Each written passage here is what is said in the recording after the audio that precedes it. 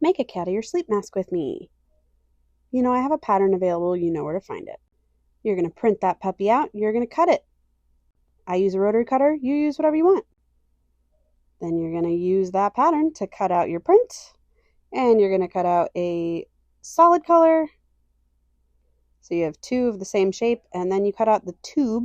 I recommend satin, but you can really use whatever you want. And honestly, you can skip that if you want to and just do an elastic strap. But if you want to make the tube, here's how to do it. You're going to fold it long ways and stitch along the open line. Then you cut your elastic. It's going to be about 12 inches long. Obviously, you can adjust it for your own head, but this is what I've found fits most people. So, sewing this tube. You sew along that whole open line of the folded length of satin that you just made, and then you use this cool tool called a tube turner to shove it in one of the holes, and then you grab it with the little hook, and the hook has a cover that you flip up on top of it, and then you use that to pull it right side out on itself. If you don't have a tube turner and you are a sewer, you have to get one of these because it makes tubes so much easier, and you use tubes so much more than you ever think you would. Next is the elastic. We're going to use that same tube turner, shove it in the open hole, and then grab hold of your elastic on the opposite end that you started on. Use that little cover, pull the tube over the elastic. Don't pull it all the way through though. Stop where the elastic just starts to go inside and stitch right there so that stays in place. And then you take the other side that's still attached to the hook and continue pulling it out. I like to make sure that it's super flat so that it's not twisted because I hate a twisted strap.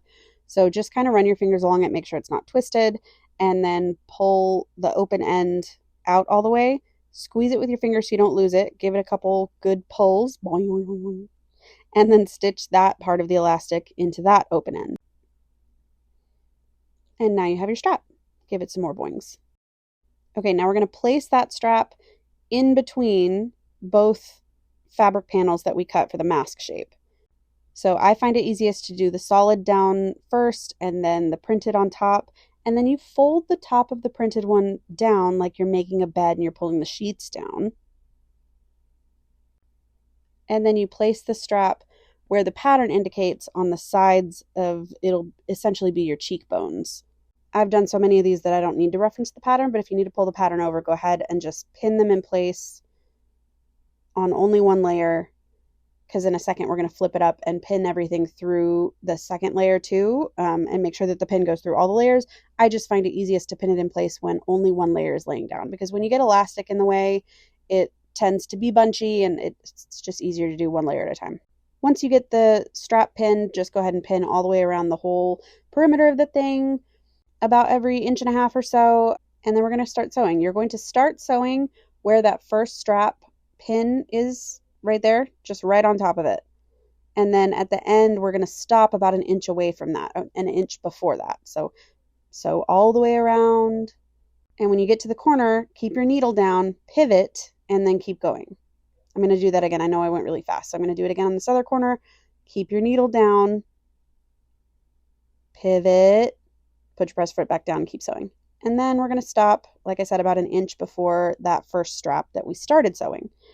And here's where you inspect all of your sewing. I got a little too close to the edge here, so I went ahead and went over it with some stitching. It's on the inside. It doesn't need to be seen. It's none of their business. And then clip off the pointy edges just to reduce some bulk to make sure we get a nice crisp point on those cat ears when we flip it right side out. But before we flip it right side out, we're going to snip the relief snips like I indicated on the pattern. And those are just going to be little scissor bites. Do not snip your stitching. The easiest way to turn the whole thing right side out is to stick your finger in the hole and grab your strap, and then use your strap to pull everything right side out because it's attached to the other side. And yoink. Then you take a pointy stick, like a chopstick or a pencil, and you use that to poke the pointy parts out. Next is top stitching. To make everything look all nice and neat, you just stitch about 1/4 inch in from the edge. If you need a pin or you need to draw in chalk what 1/4 inch is because you care that much about it being perfect, go for it. I do not, so I shall not. Here she is, our finished product. Okay, look at it on my face. Hey, it matches my outfit. That's funny. Ta-da!